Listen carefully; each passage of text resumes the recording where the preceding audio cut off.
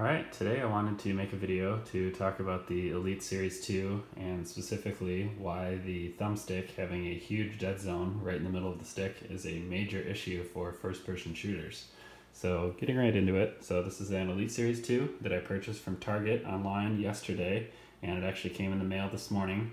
I've used it for about 30 minutes total so far, so not much playtime on it at all for anything to wear down, anything like that. So as you can see here, the lot number is 2009, and what that actually means is the first two digits is the year, which is 20, and then the second two digits is the week of the year. So that means it was made in 2020, and the 9th week of 2020, which is the end of February, beginning of March, somewhere in there, which seems to about line up from when they got in stock and when it came to me, all that kind of stuff.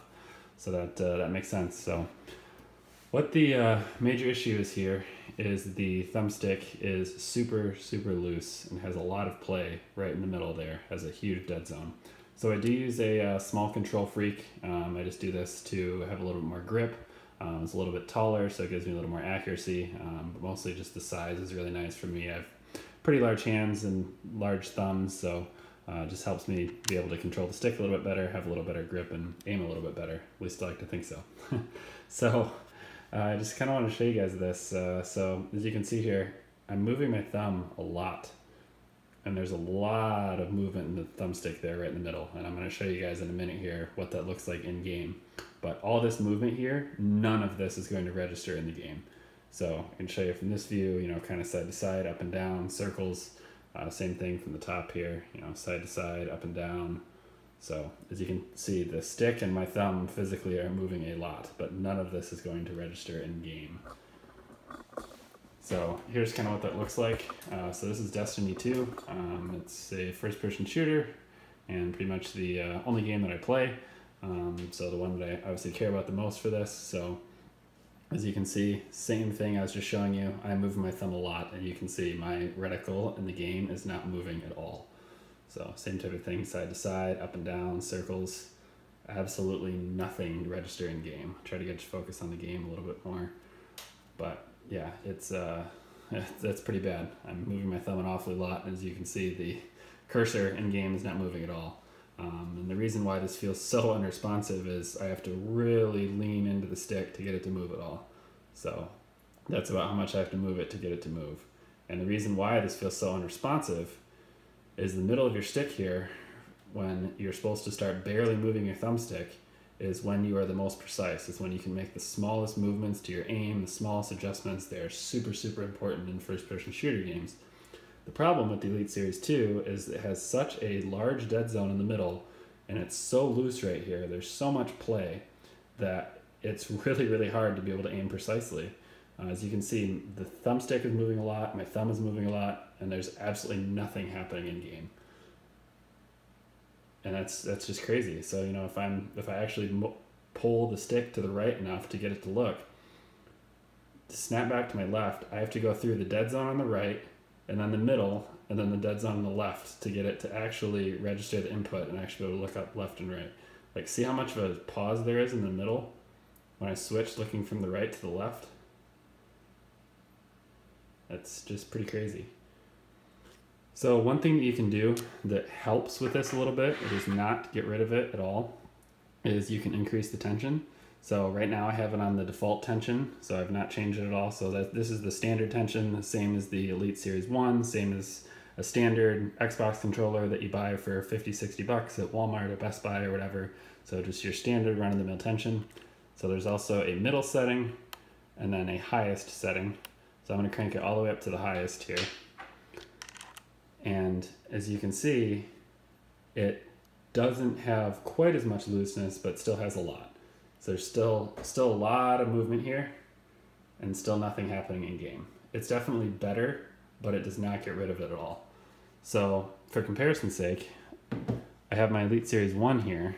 So this is also the standard tension, like I just said. So just your default tension, same control freak that I use, same height, all that kind of stuff. So as you can see, there's still a little bit of play here, still a little bit of wiggle, a little bit of looseness, but not quite as much. So you have to really lean into it to get it to aim.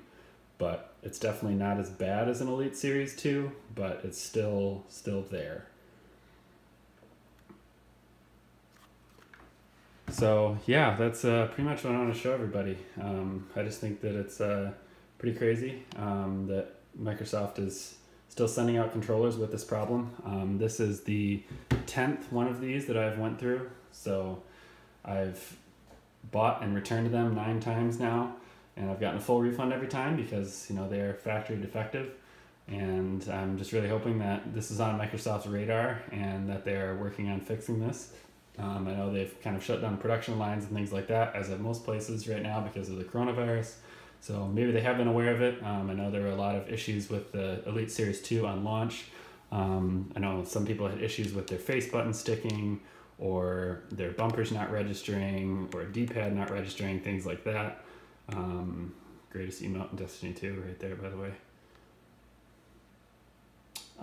So I know that the Elite Series 2 had some problems right out of the gate.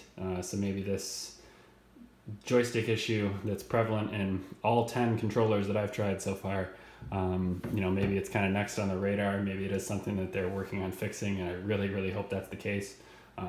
Since this is clearly a defective controller, even on the highest tension setting, which is supposed to alleviate this the most and supposed to make it feel the tightest.